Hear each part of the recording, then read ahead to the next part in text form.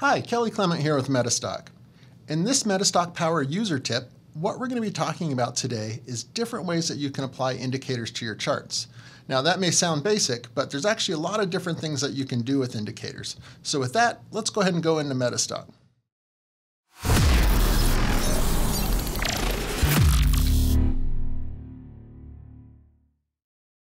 So starting out here, what we're looking at is we're looking at a chart of the Dow.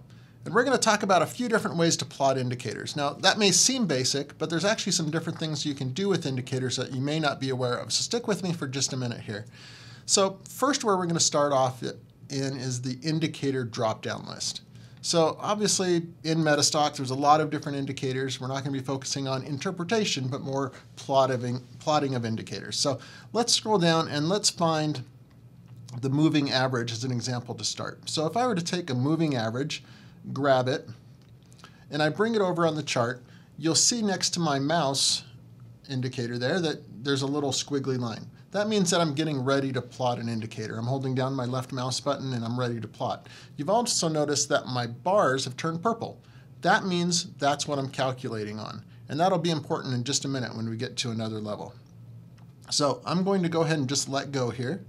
And now I can choose my parameters of my moving average. Let's just say I'm doing a 25 period moving average. And for now, we'll make this one blue.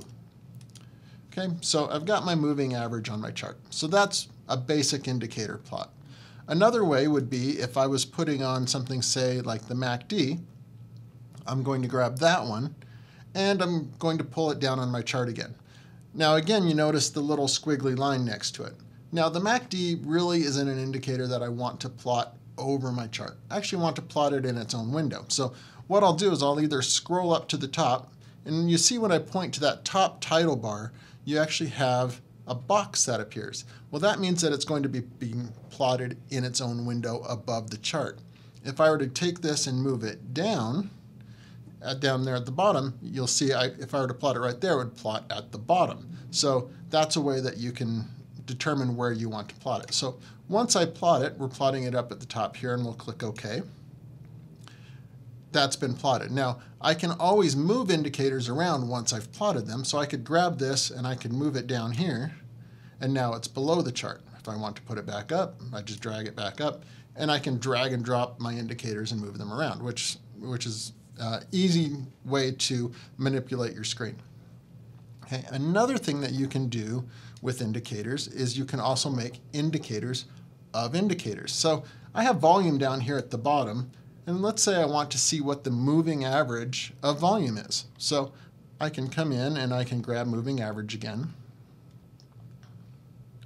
So remember when we talked about whatever we're looking at turning purple is going to be what's calculated on. So right now, if I were to plot this moving average, it'd be plotted based off of price.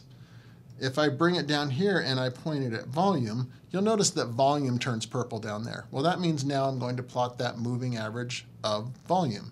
Okay, so if I go ahead and plot that, and let's just do a 50 period and make it blue again. Okay, and let's just make it a little thicker here just so we can see it. And if I choose OK there, we're going to want to merge it on the scale of right with the volume.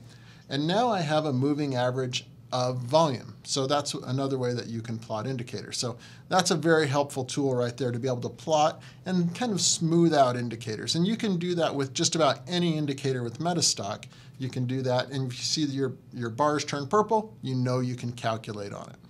Okay, so our indicator drop-down list is one way that we can go through and plot indicators. Another way you can plot indicators is to come up to the Insert, go to Indicators, and here you can see an outline of what you already have plotted on your chart. So I've got the MACD, the moving average, okay, I've got the Dow with the moving average, and volume with moving average. Okay, if I wanted to put something else on here, let's say I wanted to put on the money flow index.